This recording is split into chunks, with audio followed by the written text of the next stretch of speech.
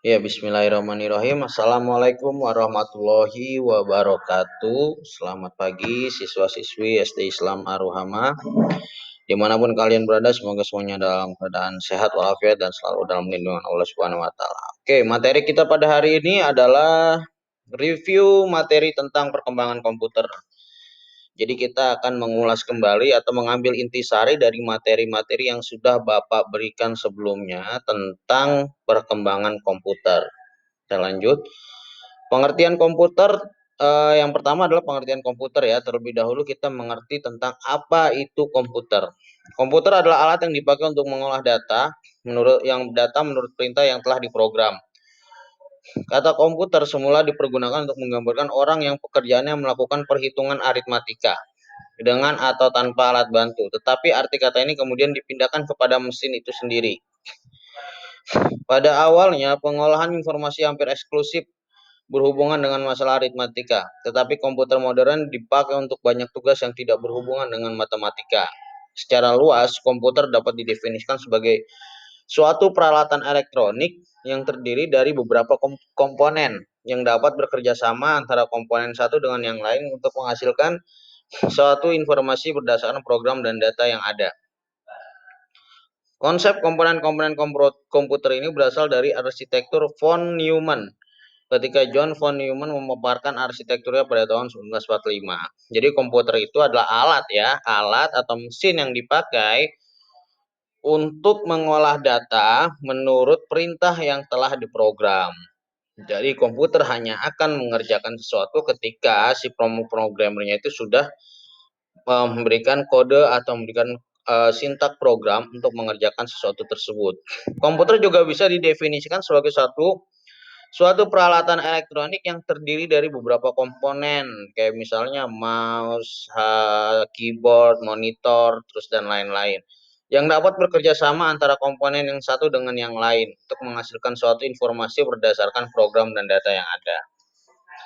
Lanjut. Nah, selanjutnya adalah sejarah komputer. Sejarah komputer berawal dari abad ke-19 ketika Charles Babbage mencoba untuk mendesain komputer mekanik yang bernama mesin analytical. Ini adalah bapak moyangnya komputer ya, mesin analytical ini awal mulanya komputer. Nah, Charles Babbage ini adalah orang yang pertama menyusun atau memprogram komputer tersebut. Desain ini menjadi basis kerangka desain komputer sekarang. Nah, sekarang adalah generasi komputer. Sebenarnya ada 5 generasi komputer, cuman ini Bapak ambil 4 aja ya. Jadi yang generasi pertama dimulai ketika komputer digunakan dalam akademi dan militer, seperti komputer Atanasoff Berry, dibuat pada tahun 1937 untuk menyelesaikan sistem persamaan linier, dan komputer Colossus untuk memecahkan kode rahasia Jerman Nazi. Kemudian ENIAC yang dibangun pada tahun 1946 menjadi komputer pertama untuk tujuan umum. Ketika komputernya dinyalakan untuk pertama kali, Philadelphia mengalami mati listrik. Komputer generasi ini menggunakan tabung vakum untuk menyimpan data dan ukurannya memakan satu ruangan. Jadi pada tahun 1946 itu, generasi pertama komputer itu mempunyai space atau bentuknya seperti satu ruang kamar tidur. Besar sekali. Sampai-sampai kota Philadelphia itu mengalami mati listrik atau blackout pada tahun 1946 karena gara-gara komputernya dinyalakan. Jadi pada saat komputer generasi pertama itu sudah besar dan kemampuannya terbatas. Itu generasi pertama. Generasi kedua dimulai ketika transistor menggantikan tabung vakum. UNIVAC diperkenalkan ke publik tahun 1951 untuk penggunaan komersial. Kemudian pada tahun 1953, IBM memulai bisnis komputernya dengan merilis IBM 650 dan IBM 700. Berbagai bahasa pemrograman mulai dikembangkan dan komputer mulai memiliki memori dan sistem operasi. Di generasi kedua ini sudah mulai meningkat ya. Jadi sudah mulai menggunakan memori, menggunakan sistem operasi, dan sudah bisa diperintah. Lanjut ada generasi ketiga, dimulai ketika teknologi transistor meningkat. menjadi sirkuit terpadu. Komputer mini adalah inovasi yang signifikan dalam generasi ini dan mempengaruhi generasi komputer selanjutnya. NASA menggunakan komputer generasi ini untuk melancarkan program Apollo, seperti komputer bimbingan Apollo untuk mempermudah kendali Apollo Command Service Module. Digital Equipment Corporation menjadi perusahaan komputer nomor 2 di belakang IBM dengan komputer PDP dan VAX-nya. Komputer ini membawa ke pengembangan sistem operasi yang berpengaruh. Nah, jadi di generasi ketiga ini komputer mulai meningkat tuh. Yang tadinya menggunakan transistor sudah menggunakan sirkuit atau papan PCB, ya. PCB itu singkatan dari print circuit board. Jadi sebuah sirkuit yang diprint dalam papan dan dia fungsinya untuk menggantikan transistor itu. Sehingga komputer yang tadinya bisa sebesar ruangan mulai diperkecil sampai sekarang ada hanya tinggal segenggaman tangan kita dan fungsinya pun lebih dari komputer generasi pertama. Oke, generasi keempat dimulai pada dasawarsa 1970-an ketika penemuan MOSFET dan integrasi berskala besar. Selanjutnya membawa ke pengembangan mikroprosesor di awal 1970-an. Komputer pribadi yang semakin kecil berkat mikroprosesor mulai berkembang, dimulai dari komputer rumahan dan komputer meja. Teknologi selanjutnya adalah laptop dan ponsel cerdas yang sangat fenomenal, membawa berbagai perusahaan teknologi ke dalam perang paten atas ponsel cerdas, ya. Jadi kalau kalian menggunakan handphone yang saat ini kalian gunakan itu sebenarnya adalah hasil penemuan-penemuan ilmuwan-ilmuwan komputer di tahun-tahun sebelumnya. Nah, di generasi keempat ini komputer sudah menggunakan mikroprosesor. Jadi komputasi atau jalannya komputer itu semakin cepat dan kemampuannya pun juga lebih daripada yang sebelumnya. Nah, kita lanjut ke bahasa komputer. Bahasa pemrograman atau sering diistilahkan juga dengan bahasa komputer adalah instruksi standar untuk memerintah komputer. Bahasa pemrograman ini merupakan suatu himpunan dari aturan sintak dan semantik yang dipakai untuk mendefinisikan program komputer.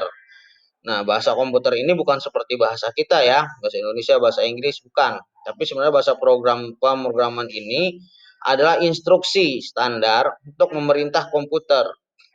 Yang nanti dari bahasa komputer inilah kode-kode atau angka-angka binari yang dimengerti oleh mesin itu diolah menjadi sebuah informasi. Nah, bahasa ini memungkinkan seorang programmer dapat menentukan secara persis data mana yang akan diolah oleh komputer. Bagaimana data ini akan disimpan atau diteruskan dan jenis langkah apa yang diambil dalam berbagai situasi dan secara persis. Nah, ini adalah contoh bahasa pemrograman ya, ada HTML, JavaScript, PHP, C++. Jadi tuh HTML ini dia HTML dan Java ini kebanyakan yang HTML, JavaScript dan PHP ini berfungsi untuk membangun sebuah aplikasi web ya. Jadi berjalan dalam peramban atau browser. Tapi bisa juga sih untuk dibuat aplikasi desktop, namun biasanya digunakan untuk aplikasi berbasis web. Nah, C++ ini bisa dua-duanya, bisa untuk web, bisa juga untuk desktop. Oke, lanjut. Nah, dampak perkembangan komputer terhadap masyarakat. Yang pertama, mempercepat informasi, mempermudah informasi baru, sebagai sarana media sosial, media hiburan, media belanja online, sharing berbagai file, membantu menyelesaikan masalah. Selanjutnya adalah output dari perkembangan komputer. Hasil dari manifestasi atau perkembangan komputer yang sedemikian canggih, maka saat ini kita pun bisa mengenal yang namanya e-learning, online shop, e-book, robot, komputasi awan, GPS, dan konsol game. E-learning, sebuah aplikasi yang digunakan untuk membuat kelas virtual atau pembelajaran maya. Aplikasi ini mengedepankan tersampaikannya materi dan tugas oleh guru ke siswa dan siswa ke guru. Contoh aplikasinya adalah IoT Classroom atau Google Classroom. Online Shop, sebuah aplikasi berbasis Android atau web yang fungsinya adalah untuk transaksi dan belanja secara online. E-book, Buku elektronik atau buku digital adalah versi elektronik dari buku. Jika buku pada umumnya terdiri dari kumpulan kertas yang dapat berisikan teks atau gambar, maka buku elektronik berisikan informasi digital yang juga dapat berwujud teks atau gambar. Dewasa ini buku elektronik diminati karena ukurannya yang kecil bila dibandingkan dengan buku dan juga umumnya memiliki fitur pencarian sehingga kata-kata dalam buku elektronik dapat dengan cepat dicari dan ditemukan. Terdapat berbagai format buku elektronik yang populer antara lain PDF, JPEG, DOC Lite, dan HTML. Masing-masing format memiliki kelebihan dan kekurangan masing-masing dan juga bergantung dari alat yang digunakan untuk membaca buku elektronik tersebut. Robot Robot adalah seperangkat alat mekanik yang bisa melakukan tugas fisik, baik dengan pengawasan dan kontrol ataupun menggunakan program yang telah didefinisikan terlebih dahulu atau diprogram, ya, menggunakan kecerdasan buatan. Komputasi awan adalah gabungan pemanfaatan teknologi komputer dengan pengembangan berbasis internet. Jadi yang dimaksud komputasi awan ini bukannya kita pergi ke awan lalu main komputer di situ, tidak. Yang dimaksud dengan komputasi awan adalah semua data-data dan manifest kita yang tadinya ada di dalam flash disk, hard disk, laptop, HP, itu semuanya kita pindahkan ke penyimpanan internet atau penyimpanan global seperti misalnya Google Drive. Di dalam Google Drive kita mempunyai kapasitas 15 GB untuk menyimpan baik itu foto, video, pembelajaran, aplikasi, dan lain-lain. Itulah yang dimaksud dengan komputasi awan.